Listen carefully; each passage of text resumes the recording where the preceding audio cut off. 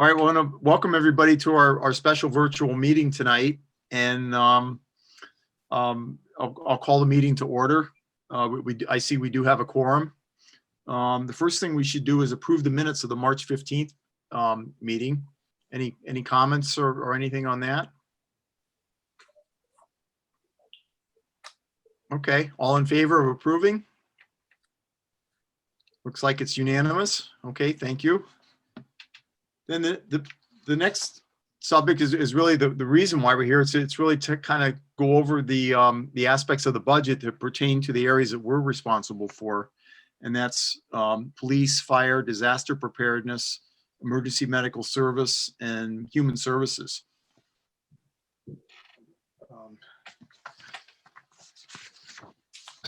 I thought what I'd do is I kind of made some prepared comments I could just go over, and anyone can certainly interject. I kind of used the same template as last year.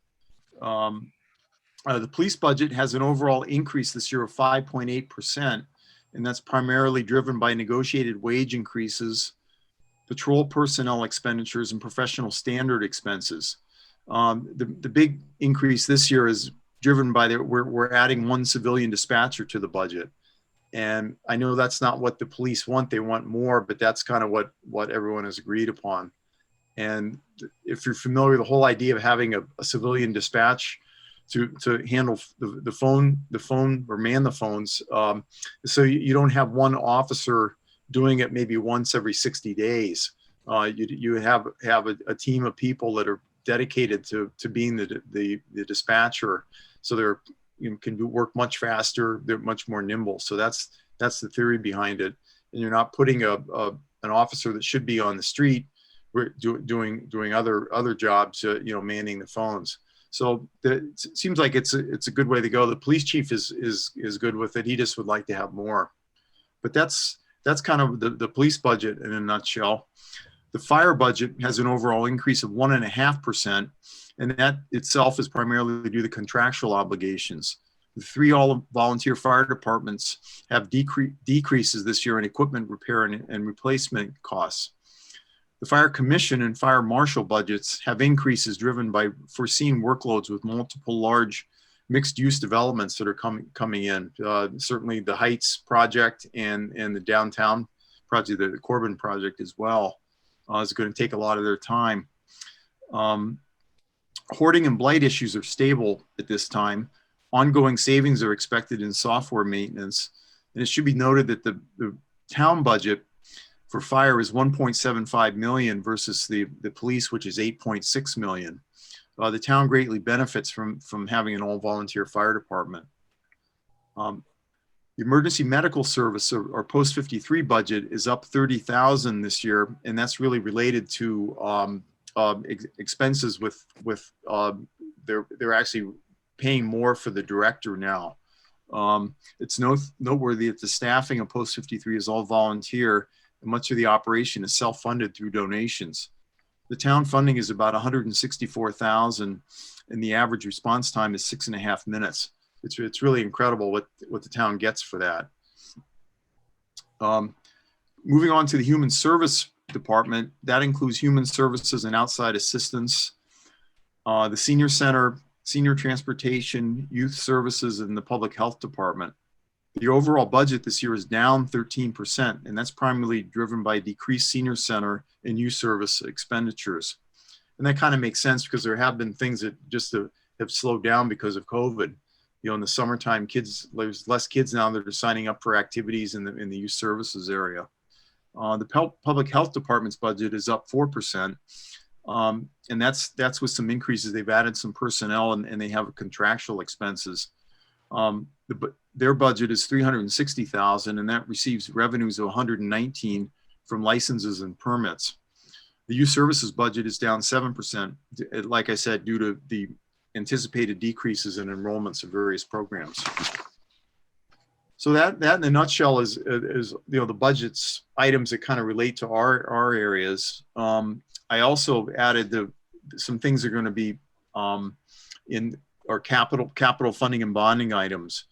The total capital fund budget is 4.3 million, And those include vehicle and equipment replacement for police, public works, parks and recreation, and the Board of Education, paving, replacement of the traffic preemptive system for the fire departments, emergency lighting and wireless clock systems at the multiple schools. So those things are in the capital projects, and the town would be spending money for that. Then there's bonding that's going to be for 3 items: $762,000 for annual sidewalk renovations, $863,000 for the Royal Elementary School roof replacement, and $305,000 for HVAC design at Holmes Elementary School. So when you take those items out of the budget and add it to bonding, what it does, it brings the overall budget down. So those are the items that I saw that pertain to our aspects of the budget. And what I'd like to do is, if it's all right, is that we could approve this. And these are the things I'll be speaking about when we have our full RTM meeting on Monday night. So any comments or anything? Did you have any concerns, Mac, about anything that you saw? Not really. I mean, the one concern I had was I did see that the post 53 budget was up a lot, 30,000, but it's such a small budget. And that's really, I checked with one of the members of the board, and they're really they're adding more of a salary to the director, and that's really the town's paying for that. But it's that's like a multi-million-dollar operation, and the town's kicking in 164,000. I mean, it's really something for what the town receives. And a few years ago there was a lot of controversy about their response times. I mean, they respond to incidents in a little over 6 minutes. It's really something. And hey, Mac, it's Brian. I just had a question on. Remember we approved it was actually state funding for the widening of the road up at the intersection of Norotan and West Avenue. And then it was supposed to come before us. The Ledge Road was next. These are all state projects, but I know we were going to contribute as a town after it went through. Do we have any update, at least on the West Avenue Norotan project? I think they are working on it. Off the top of my head, I don't know the real timetable, but I know they want to do it when school's not in session. Yeah. And so my guess is they'd be gearing up to start it probably in June, because like you said, that's been approved. Okay, for everyone that wasn't with PHS, that's one project. So if you go up to those 2 gas stations, they're widening the road up there. You know how it gets all backed up. And then we were told the next project is if you're coming from the dump and you go up Ledge Road to Norotan Avenue, they're supposed to widen that as well. Thank you. That's a horrible situation. I mean, on a Saturday morning, you can be backed up where you're almost back down to the freeway, if you're coming from the dump. Yeah.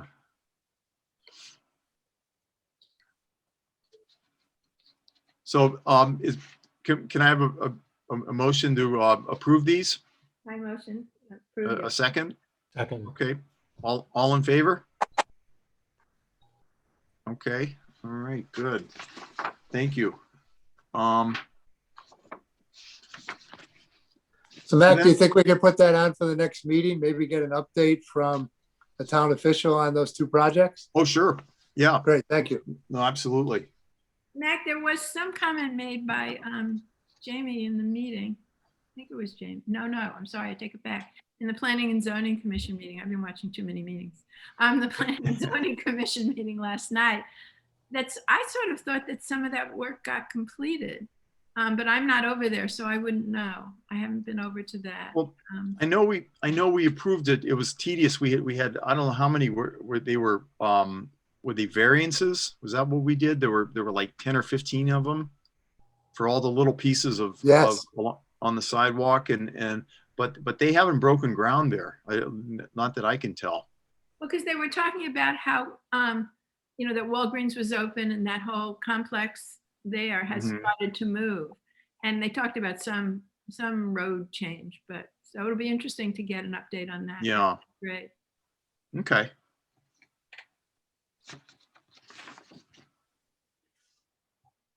Okay, so the next thing to talk about is the snow removal. That's number 5 on the agenda.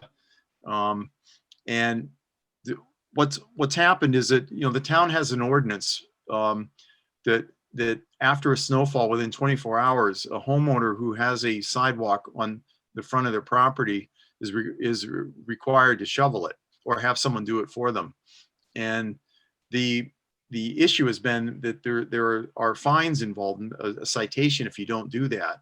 And the problem becomes is that really a deterrent? Does the fine make someone do that? And in a lot of cases, the answer is no.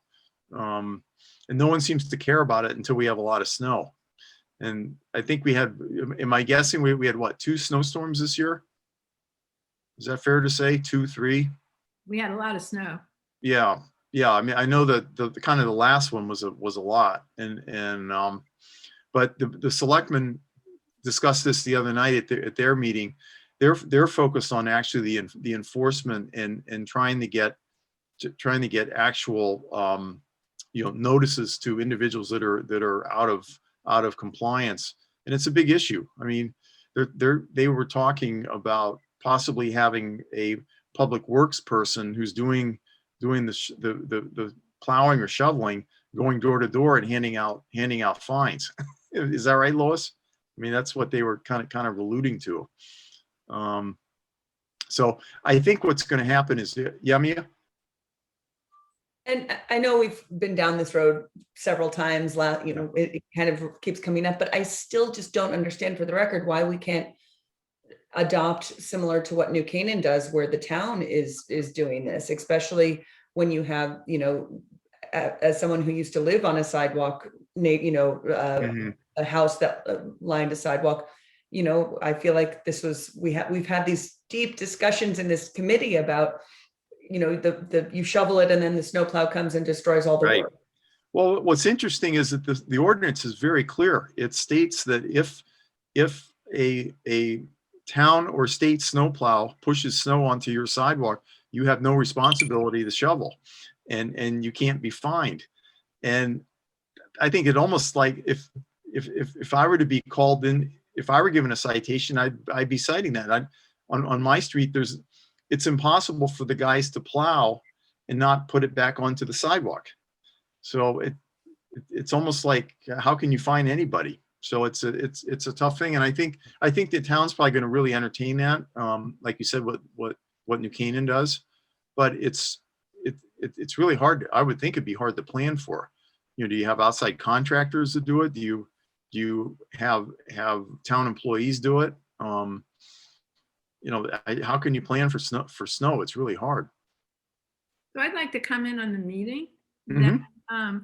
The meeting started with it ignored the part of who's going to do You're it. talking about the selectmen meeting, right? Selectmen Yeah. meeting. Uh-huh. This is, I think, the second, if not more, that they've talked about this. The meeting on Monday night was about citations and getting an enforcement. An interesting comment, Mia, that you made was, and I thought New Canaan did it, but I didn't know for sure. And obviously I don't have a right to speak in that meeting, but they were under the impression that nobody did that. Mm-hmm.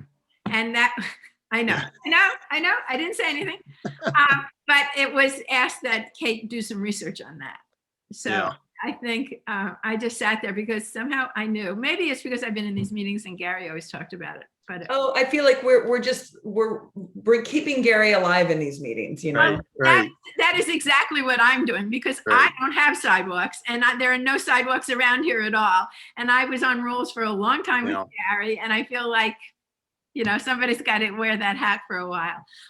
But so what they really talked about was enforcement, and they went through the use of the police giving tickets, and then there'd be time lags between the tickets and when something would happen. Then they moved to have the public works do the shoveling and give the citations.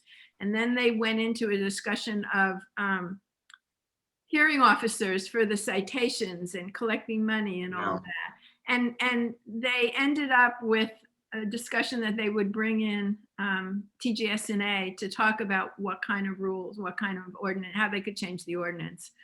I was left with the impression that a lot more thinking had to be done because Right. they talked about Public Works taking over and doing the shoveling.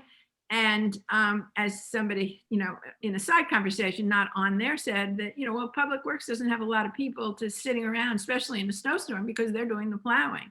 So then you hire a contractor and you get with the same issues, and the issues of police and citations doesn't get the thing actually plowed. So yeah, Mia, it was that conversation all over. Yeah. Well, I wanted to put it on the agenda because I thought that, we're not here tonight to write a new ordinance, but just to make everybody aware of it, that the selectmen are really thinking about, they're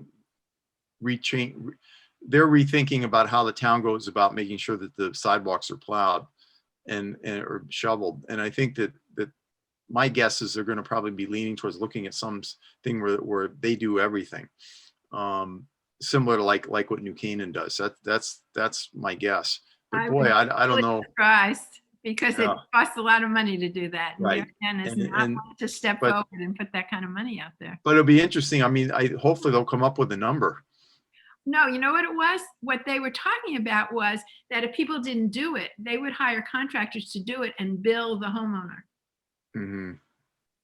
Or even if Public Works did it, they would bill the homeowner. But I think that then gets back to the original comment about, if the town plows the thing, then who's really responsible for it?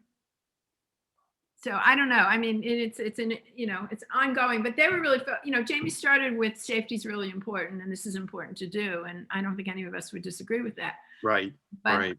but the approach and the enforcement and how it would work Yeah. it was a long discussion. Well, I think it's something that will probably be brought into at some point.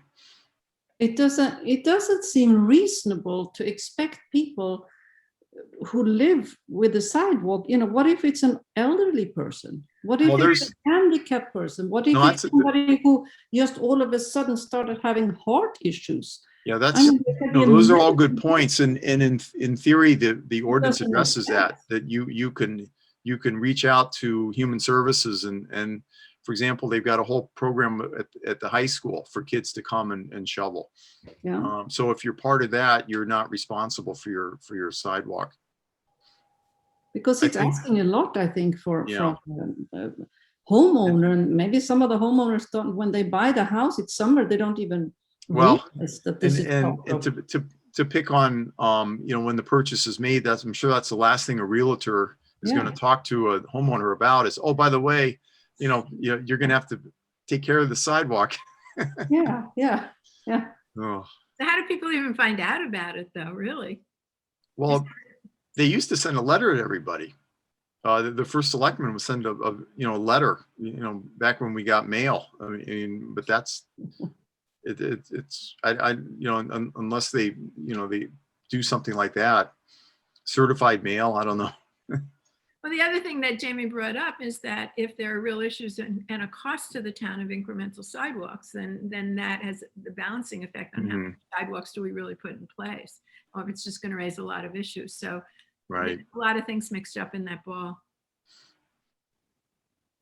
Yes, but the sidewalks are used all year almost. The snowstorms are far and few in between. Mhm. I think sidewalks are, the more the merrier, because people are out walking and you don't want people walking on Mansfield Avenue, as the traffic is coming. That's not right.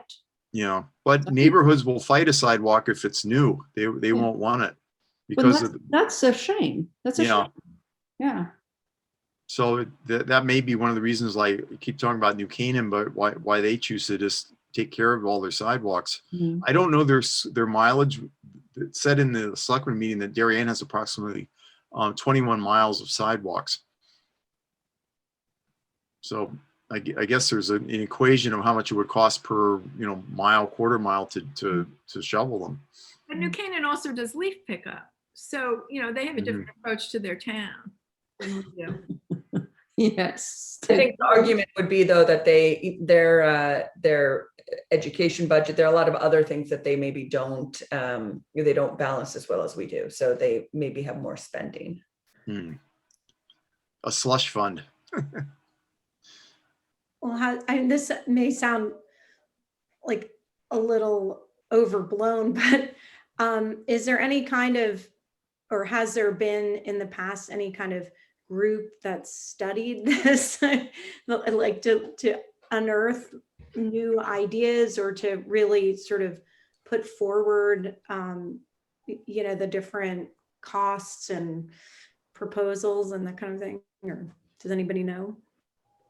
Only thing I could speak to was the committee that Suzanne was on with the sidewalk, the pedestrian, Right. Pedestrian Infrastructure Advisory Committee. But that was just to look at where we need sidewalks, not as far as how we compare to other towns or. Yeah. And that, Penny, what also interested me is that, this concept of that the snowplows come through and cover it. Well, does anybody, have anybody looked at it? Is it all the sidewalks that happens to? Because it's a different kind of thing depending on how many and where of what we're talking about. But I didn't get any sense that anybody was going there because they were all focused on that discussion in particular was focused on compliance and how to enforce it. Right. But the police should know how many, what goes on. Yeah, because if this keeps coming up and, it is generating more attention right now and comment, it seems like. Well, I think it also came up with the school system because there was a real push a year or so ago about busing, that more children were being told that they had to walk rather than take the bus. And then of course, then if you've got ice and snow on the sidewalks, it's an issue. So I guess, we'll just, stay tuned and we're perfect as a group. I'm sure we're perfectly willing to help along with TGS&A if they're really serious about, recrafting an ordinance. So we'll stay on top of that. Well, that's the only thing I had there. I think, Lois, we had some announcements, right? Go ahead. Well, you can do it. Go ahead. No, you go ahead. Well, there's a discussion about public safety and the cars being broken into. Right. One of the District 2 had a meeting on it, and it struck me that it really falls within our purview. The police chief was there, so if you're interested in watching the District 2 meeting, I'm sure we can get you the address. Mm-hmm. And there were a lot of things talked about, which personally I think that's something we should follow up on. And well, there are two of you that are in District 2, me and. Yes. Okay, and Penny. Correct. Okay, so anyway, the idea is, I think it's a public information program, that's needed. I mean, and the police are like, they go, we can't do any more than getting people. So the question is, do we, and we can't really address it in the meeting because it wasn't on our agenda. So I'm just stating this is out there, but something for us to think about in a meeting is what role do we want to play? What role could we play? Could we be helpful in trying to support the police in bringing awareness or whatever? But that's as far as we really can go in this meeting, right, Mac? Yeah. Yeah, it really, I'll just say though, it's to me, it's mind boggling. I mean, there are people in town that have had their car not only broken into, but stolen. And then it's happened the second time because they left their keys in the car. Left the car unlocked. I mean, it's crazy, but it's happening. And I think there's a safety concern too, because it's becoming there's an awareness that it isn't just particular kids doing it for fun. It's becoming a little more organized, where there are adults involved and they're reaching out to kids to do their dirty work and that kind of thing. So it's getting a little more serious. But we all just should keep an eye on it and encourage everyone to know about it. Mac, when are we meeting again? Do you know? Well, we don't have a scheduled meeting until the next RTM meeting. And I think, is this our last, do we have a June meeting? We have a June. Yeah, then it would be June. Okay. And maybe we could put this on the agenda for June. Sure. Because I certainly wouldn't Okay. want to wait till September if we're thinking about doing Yeah. it. Okay. No, that sounds good. Anything else? Okay. Well, this was relatively short, which was good. I hope our meeting on Monday night with a full RTM is as short. Oh, can I make my other announcement? Sure, yes. An announcement. This is for friends and family to thank you for putting your district number in front of your first name. It makes us a lot easier. The goal, and we have all fingers crossed that it should work fine, is that if most of the people do it, we can do polling instead of roll call votes. And you can imagine what it would take, because there's about 10 or 15 resolutions that we have to pass in the meeting. So we're really we think it'll be fine, but everybody put a little extra effort to just make sure your district number is in front of your name. And if anyone has Okay. questions, I'm happy to answer. So thank you. Is there any way of public shaming at RTM meetings? Well, actually, you really can tell because you can see it all. You can. Well, no, but I don't know if you've looked, but to the right, there's an attendee thing. Right. And if you go down, you, as well as I, can see who hasn't put their district number in front of their name. But in all fairness, sometimes it's just really a glitch in the software. Yeah. People think they're doing it, and there are some glitches, but we're at a very high percentage. Or if we had really concerns about being able to vote, we would be playing it very differently right now. Unless something happens, we don't see any reason why we can't do the polling. But we are asking people to pay attention, and we also will. In this case, we can get a registration log on the late in the day, and this time I'm going to probably go, contact people just to if we think we're running into trouble, really contact people and ask them to cancel and re-register. And putting a number in. Yeah. Okay. So, but we were really good the last meeting, and I would hope that it would be the same for this one too. Besides, some of us are getting to know everybody's name. All right. Well, anything else? Can I have a motion to adjourn? I move to adjourn. Okay. A second. Okay. All in favor? All See you right. next week, everybody. Okay. Thank you. All right. Thank you. Thanks, Matt. Okay. Thank you.